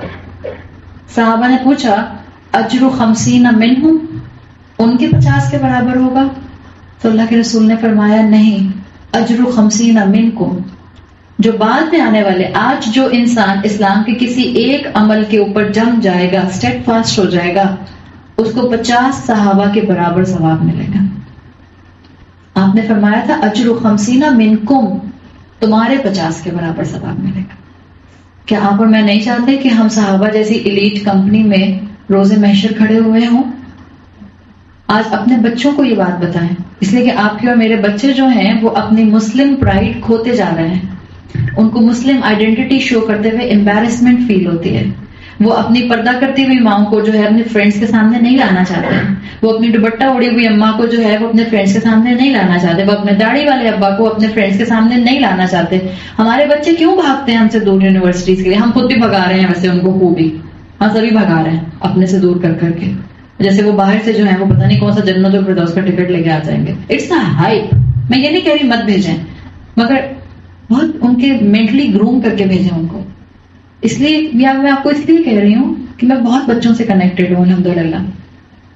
بچے ایتھیسٹ بن رہے ہیں, بچے باہر سے آ کے اسلام چھوڑ رہے ہیں. آئی نو بوائے جو کہ میں نے شاید آپ لوگوں کو پہلے بھی بتایا تھا, ابھی بھی اس کی اماں کا بیچاری کا بس کئی دفعہ فون آتا ہے. 32 ایئرس کا اب ہو گیا ہے, اور اب حال یہ ہو گیا ہے کہ گھر کے اندر اس نے اپنا ٹیمپل بنایا ہوا ہے. مسلمان ماں باپ کا بچہ ہے اور ماں نے کورس کیا ہوا ہے پورا قرآن کا. اور جب سے وہ اب PhD کر کے آیا تھا 28 سال کی عمر میں, اور اس کے بعد اس نے آ کے اپنے ماں باپ کو یہ ڈکلیئر کر دیا کہ now I am a Hindu. Atheist بھی نہیں ہے تو ہندو ہے باقاعدہ. میجورٹی بچے, آنکھیں بند کریں اپنی, میجورٹی بچے اس وقت بٹوین 16 to 29 ایتھیسٹ ہیں. وہ آپ ماں باپ کے سامنے نہیں ایکسپوز ہوتے وہ, لیکن جب ان سے بیٹھ کے آپ بات کرتے ہیں وہ کہتے ہیں ہاں ہم نہیں مانتے اللہ ہے, یہ سب سائنس ہے, یہ سب سائنس, اللہ یہ چل رہا ہے, یہ نیچرلی سب چل رہا ہے, it's a mother nature, it's a father time, whichever is controlling this thing. بچے ایتھیسٹ ہو رہے ہیں. باہر بھیجیں تو ان کی خوب گرومنگ کر کے بھیجیں, ان کے ساتھ کنیکٹڈ رہیں. فکر نہیں ہمیں ان کے ایمان کی. جب دنیا میں نہیں چاہتے کہ ان کی ذرا سی انگلی کو آگ لگ جائے تو پھر کیا ہم ان کو جہنم میں جلانے کے لیے خود اپنے ہاتھوں سے باہر بھیج کے تیار کریں؟ نعوذ باللہ. ان کے ساتھ کنیکٹڈ رہیے, ان کی گرومنگ کیجیے. کیا امپورٹنٹ ہے اینڈ آف دا ڈے میرے لیے؟ کیا ڈگری تھی میرے بچے کے پاس, کتنے گریڈز تھے اس کے, کیا اسکور تھا اس کا سیٹ کے اندر, یا اینڈ آف دا ڈے یہ امپورٹنٹ ہوگا روز محشر کھڑا ہو کے کہ یہ میرے لیے صدقہ جاریہ بنا یا نہیں بنا؟ یہ سوچنے کی بات ہے. اپنے بچوں کو بتائیے قیامت کے دن, جس دن کوئی سایہ نہیں ہوگا, وہ دن جو بچوں کو بوڑھا کر دے گا, وہ دن جس کی لینتھ بعض احادیث میں 50,000 سال کے برابر آتی ہے, وہ دن جس میں آتا ہے کہ بعض لوگ اپنے ہی پسینے میں اپنے ناکوں تک, اپنے نوز تک ڈوب رہے ہوں گے. وہ وقت ہوگا جس میں اللہ کا عرش واحد جگہ ہوگی, جس میں اللہ ان 7 کیٹیگریز کو جگہ دے گا جو کہ حقیقتاً اپنے اپنے طور پر اپنے اخلاص کو شو کرنے والے تھے. ان 7 کیٹیگریز میں سے ایک کیٹیگری ہے جسٹ رولر کی, یعنی وہ رولر بھی ہو اور جسٹ کرنے والا بھی, عدل کرنے والا بھی ہو. آج جن حالات میں ہم رہتے ہیں اتھارٹی ملنے کے بعد، حاکم بننے کے بعد، رولر بننے کے بعد جسٹس مینٹین کرنا آسان نام ہے. It's a heavy task, duty. جس کو جتنی اتھارٹی ملتی جاتی ہے وہ اتنا اس کا مس یوز کرتا جاتا ہے. آپ شروع کریں اس اتھارٹی کو کسی پلمبر سے اور لے کے جائیں اس کو اسٹیٹ پرسن تک، پریزیڈنٹ آف پاکستان تک، اور پوری دنیا کا یہی حال ہے. جس کو جتنی اتھارٹی ملتی ہے وہ اتنا اس کا مس یوز کرتا جاتا ہے. وہ پولیٹیکل سائنس کا رول ہے نا، ایبسلیوٹ پاور کرپٹس ایبسلیوٹلی. جب چیک اینڈ بیلنس نہیں رکھے جاتے ہیں تو یہی کام ہوتا ہے. تو اللہ تعالیٰ نے اپنے رسول کے ذریعے جو ایک کیٹیگری بتائی ہے اس عرش کے سائے میں آنے والے کی، ان میں ایک بہت ہیوی ڈیوٹی، ذمہ داری کی جو کیٹیگری ہے کہ جو حاکم بھی ہوگا، رولر بھی ہوگا اور عدل کرنے والا بھی ہوگا. اسی طرح سے انہی کیٹیگری میں ایک کیٹیگری ہے جو زندگی میں کثرت سے صدقہ کرتا ہوگا صرف اللہ کی خاطر. ایک کیٹیگری ہے جو مستقل عبادت اور نماز کی طرف بھاگتا ہوگا. ان میں سے ایک کیٹیگری ایسی ہے جو ایک عمل کے اوپر اس ایلیٹ کلاس کے ساتھ لا کے انسان کو کھڑا کر دیتی ہے. اور میں خاص طور پہ بچوں کے ریفرنس اس لیے آپ کو بات بتانا چاہ رہی ہوں کہ ان کو بھی بتائیے. اللہ کے رسول صلی اللہ علیہ وسلم نے بتایا وہ انسان، مرد ہو یا عورت، جس کو ٹیمپٹیشن ملی اپوزٹ جینڈر سے ریلیشن شپ کی. اور آج کل ہمارے بچے کتنے زیادہ ان ٹیمپٹیشن کا شکار ہوتے ہیں. سارے او لیول اور اے لیول اسکول والے بچے اور اس کے بعد یونیورسٹیز میں. بعض یونیورسٹیز کا کیا حال ہے ہم سب جانتے ہیں. کتنا چیک اینڈ بیلنس ہے یونیورسٹیز کے اوپر، کتنا کنٹرول آپ کے اے لیول اسکولس کے اندر نہیں ہے. بھول جائیں یونیورسٹیز میں ہوگا. اللہ کے رسول صلی اللہ علیہ وسلم نے فرمایا، جو آپ کی حدیث کا مفہوم آتا ہے کہ جس کو اتھارٹی کسی اسٹیٹس والے نے، حسب نسب کی عورت کے الفاظ آتے ہیں اور اسکالرز کہتے ہیں دونوں پر اپلائی کرتا ہے، مردوں پر بھی اپلائی کرتا ہے، عورتوں پر بھی اپلائی کرتا ہے. جس نوجوان کو، جس ٹین ایجر کو، لڑکا ہو یا لڑکی، اس کو اسٹیٹس کی اینگل سے شیطان نے پھسلایا یا بیوٹی کے اینگل سے پھسلایا. لڑکیاں زیادہ تر اسٹیٹس پہ پھسل جاتی ہیں اور لڑکے جو ہے وہ خوبصورتی پر پھسل جاتے ہیں. جس کو ریلیشن شپ کی ٹیمپٹیشن ہوئی لیکن اس نے اپنے آپ کو تھام لیا اور اس نے کہا انی اخاف اللہ، مجھے اللہ کا ڈر ہے، اور وہ اپنے آپ کو اس ریلیشن شپ میں انوالو نہیں کرتا، تو اللہ کے رسول نے کہا ہے کہ وہ ایک کیٹیگری ہوگی جو اس عرش کے سائے میں اللہ کے قیامت کے دن موجود ہوگی. اور یہ ایسے ریلیشن شپ سے انکار یا ایسے ریلیشن شپ سے اپنے آپ کو دور وہ انسان کر سکتا ہے جو زندگی میں اللہ کا خوف رکھتا ہوگا. ہم سب اپنے اپنے بچوں کو ذہن میں لے کے آ جائیں. آج ہم اپنے بچوں کو سمجھانے کی کوشش کرتے ہیں کہ بیٹا اتنا انوالو نہیں ہوتے، ایک ڈسٹینس مینٹین رکھا جاتا ہے، ایک بیریئر رکھا جاتا ہے. ہاں اسلام یہ نہیں کہتا کہ آپ بات نہیں کر سکتے اپوزٹ جینڈر سے. There should be a communication, ظاہری بات ہے، but there should be a decent communication. یہ آپ جب بتاتے ہیں تو آپ کے بچے 90% آگے سے آپ کو کیا کہتے ہیں؟ میرے لیے میرے فرینڈ بالکل ویسے ہی جیسے میرے، اگر لڑکی ہوگی تو کہے گی میری لڑکی بھی ایسی فرینڈ جیسے لڑکیاں ہیں، ہم تو ایک ہی طرح دیکھتے ہیں. اور لڑکوں سے کہو تو وہ کہتے ہیں ہم لڑکیوں کو بھی ایسے دیکھتے ہیں جیسے ہمارے لڑکے دوست ہیں. آپ ماں ہیں، جس عمر میں آپ ہیں آپ اس چیز کا اچھی طرح اندازہ کر سکتے ہیں. وہ شیطان ہوتا ہے جو اس بات کو سمجھا رہا ہوتا ہے. سو اللہ اخلاص دیکھتا ہے. ایک موقع کا اخلاص انسان کو اس عرش کے سائے پہ لے کے جا سکتا ہے. یہ فتنوں کا دور اس لیے ہے کہ اللہ آزما رہا ہے ایمان کو. اللہ دیکھ رہا ہے کس کی زبان کی تسبیح اس کے دل کے اندر پینیٹریٹ کر گئی، کس کا زبان کا کلمہ اس کے عمل میں ریفلیکٹ کرتا ہوا نظر آ رہا ہے. اس چیز کی ضرورت ہے. یاد رکھیے اللہ نے آپ کو الحمدللہ بورن مسلم بنایا ہے. اللہ نے آپ کو کلمہ پڑھنے کی توفیق دی ہے. اللہ نے آپ کو پڑھا لکھا بنایا ہے اور اللہ نے آپ کو اس سٹیج پہ رکھا ہے جہاں آپ دین کو اپنا کے دین کو کول بنا سکتے ہیں. It's thing to be in a fashion. ہم لوگ اس پوزیشن کے اوپر ہیں.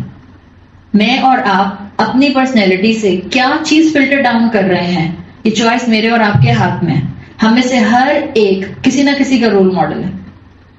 آپ کو نہیں پتا کتنے لوگ آپ کو فالو کرتے ہیں، تو آپ دیکھ لیں کہ لوگ آپ سے کیا سیکھتے ہیں، اللہ کی فرما برداری یا اللہ کی نافرمانی. یاد رکھیں یہ اسلام زندہ رہے گا. نہ یہ کبھی اللہ تعالیٰ سورہ حدید میں کہتا ہے، جو آیت کا مفہوم آتا ہے کہ کافر اس کو اپنی پھونکوں سے بجھانے کی کوشش کرتا ہے. یہ پھونکوں سے بجھانے والی چیز نہیں ہے. امیجن کریں کہ ڈیزل کے اوپر آگ لگی ہوئی ہو اور آپ اس کو پھونک مار کر بجھانا چاہیں. آپ کوئلے کے اوپر بھی اگر جلتا ہوا کوئلہ ہے اسے پھونک مارتے ہیں تو کیا ہوتا ہے؟ آپ جب باربیکیو کرتے ہیں، ابھی عید گزری ہے نا، جب باربیکیو کرتے ہیں کوئلوں کے اوپر تو کیا ہوتا ہے؟ آپ اس کو پنکھے سے کیوں جل رہے ہوتے ہیں؟ فین کھول دیتے ہیں، پیڈسٹل فین، اور ہیٹ ہو جاتی ہے اس کی. اسلام کو آپ پھونکوں سے نہیں بجھا سکتے ہیں. جتنا اس کو دبانے کی کوشش کی جائے گی یہ اتنا فلرش کرے گا، یہ اتنا اوپر اٹھے گا. اپنے لیے اس کو پرائڈ بنائیے، اپنے لیے اس کو آئیڈینٹی بنائیے. جو زبان سے اللہ کا کلام آپ بولیں اس زبان کو اپنی شخصیت کے اندر لے کر آئیے. آپ کا کنوکشن، آپ کا دین پر عمل کرنا آپ کی اولاد میں ریفلیکٹ کرے گا. اپنے اخلاق کو بہترین کرنے کی اللہ سے دعائیں مانگے. اللہ تعالیٰ ہماری زبانوں کو بھی اور اللہ تعالیٰ ہمارے کردار کو بھی اپنی تسبیح کے ساتھ اٹیچ رکھے، اور اللہ تعالیٰ ہمیں زندگی میں کبھی کسی ایسے مقام پر نہ لے کر آئے کہ ہم زبانوں سے تسبیح کر رہے ہوں لیکن ہمارے عمل چیخ چیخ کر اللہ کی نافرمانی کی گواہی دے رہے ہوں. اللہ تعالیٰ ہمیں ہمارے والدین کے لیے اور ہماری اولادوں کو ہمارے لیے بہترین صدقہ جاریہ بنائے. ہم اللہ سے دعا کرتے ہیں کہ اللہ یہ آزمائشوں کا دور ہے، اللہ ہمیں آزمائشوں میں کامیاب کر. ہم اللہ سے آزمائش نہیں مانگتے لیکن بعض حالات ایسے ہوتے ہیں کہ جن میں آپ اپنے آپ کو اسکیپ نہیں کروا سکتے ہیں. اپنی آئیڈینٹی کو اپنے لیے ایک پرائڈ اور آنر سمجھیے. آپ کا مسلمان کا ٹائٹل آپ کے لیے امبیرسنگ سچویشن نہ بنے، بلکہ یہ آپ کو سر اٹھا کر زندگی گزارنے کی توفیق بھی دے. اللہ تعالیٰ ہم سب کا یہاں پر آنا قبول کرے اور اللہ تعالیٰ ہمارے لیے دین پر عمل کرنا اور سنتوں کو زندہ کرنا آسان بنا دے. آپ نے کسی کے بچے کے لیے کہا تھا، انہوں نے کہا تھا کسی بچے کا ایکسیڈنٹ ہوا ہے اور کریٹیکل سچویشن میں. اللہ سے ہم دعا کر لیتے ہیں کہ اللہ تعالیٰ اس بچے کو جلد از جلد مکمل شفا دے، ریکوری اس کی ہو جائے، اور اللہ تعالیٰ اس کو صحت اور زندگی دے اور اپنے ماں باپ کے لیے ان کے لیے آنکھوں کی ٹھنڈک بنا کر رکھے. بارک اللہ لی ولکم فی القرآن الحکیم ونفعنی وایاکم بآیاتی وذکر الحکیم. سبحانک اللہم وبحمدک نشہد ان لا الہ الا انت نستغفرک ونتوب الیک. جزاک اللہ خیرا. السلام علیکم ورحمۃ اللہ وبرکاتہ.